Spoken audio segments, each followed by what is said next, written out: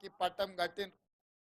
ఇవాళ మీరు చూస్తున్నారు, వచ్చిన నెల నుంచి మనమేమో అల్లాటప్పగా రాలే, అడుక్కొని రాలే, అయ్య పేరు చెప్పుకొని రాలే, లేకపోతే అడుక్క తిని రాలే. నిటారుగా నిలబడి కొట్లాడి కాంగ్రెస్ పార్టీ కార్యకర్తలు జెండా మోస్తే మీరు అభిమానంతో గుండెల్లో పెట్టి చూసుకుంటే సోనియమ్మ మీద, మల్లికార్జున ఖర్గే గారి నాయకత్వం మీద నమ్మకంతో ఇవాళ కాంగ్రెస్ పార్టీని గెలిపించారు. 65 మంది శాసనసభ్యులు ఈరోజు ముఖ్యమంత్రిగా, సిఎల్పి నాయకుడిగా మనల్ని ఎన్నుకుంటే మనం ఇవాళ ఉన్నాం. ఇవాళ సంపూర్ణమైన మెజార్టీతో మనం అధికారంలోకి వచ్చినాం. కానీ వాడొకడు వీడొకడు మోపయ్యి అట్లెట్లుంటుంది, 6 నెలలనే పోతుంది, 3 నెలలనే కూలుతుంది అని అంటారు. నేను అడుగుతున్న మిత్రులారా, అంత మొనగాడెవడా నీ రాష్ట్రంలో ఉండా మన ప్రభుత్వాన్ని పడగొట్టేటోడు? ఒకవేళ మన ప్రభుత్వాన్ని పడగొట్టాలని ఆలోచన చేస్తే ఈ పక్కనే కూతవేటు దూరంలో ఉన్నది ఫామ్ హౌస్. కాంగ్రెస్ పార్టీ కార్యకర్తలు అనుకుంటే ఫామ్ హౌస్ గోడలు కాదు, ఇటుక పిల్లలు కూడా మిగిలిన బిడ్డ గోతి తీసి పాతి పెడతారు మా కార్యకర్తలు అనుకుంటే.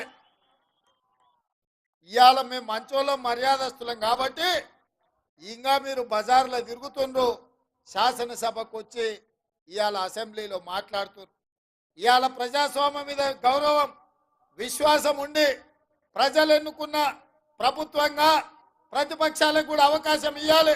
ప్రజా సమస్యల మీద చర్చ జరగాలి, తద్వారా సమస్యలు పరిష్కరించాలని జరుగుతున్న శాసనసభ సమావేశాలలో ప్రతిపక్షాలకు కూడా అవకాశం ఇచ్చినాం. 10 ఏళ్లలో ఏనాడైనా ప్రతిపక్షాలకు అవకాశం ఇచ్చిన మాట కనిపించిందా?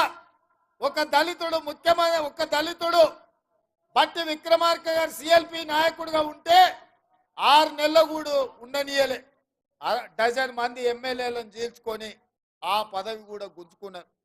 ఇవాళ పేదవాడు పదవిలో ఉంటే ఓర్వలేని మీరు ఇవాళ ఒక రైతు బిడ్డ, రైతు కుటుంబం నుంచి వచ్చిన నేను ఆ ముఖ్యమంత్రి కుర్చీలో కూర్చుంటే మీ కడుపు కాలుతుందా, మీ కళ్ళు మండుతున్నాయా అని నేను అడుగుతున్నా.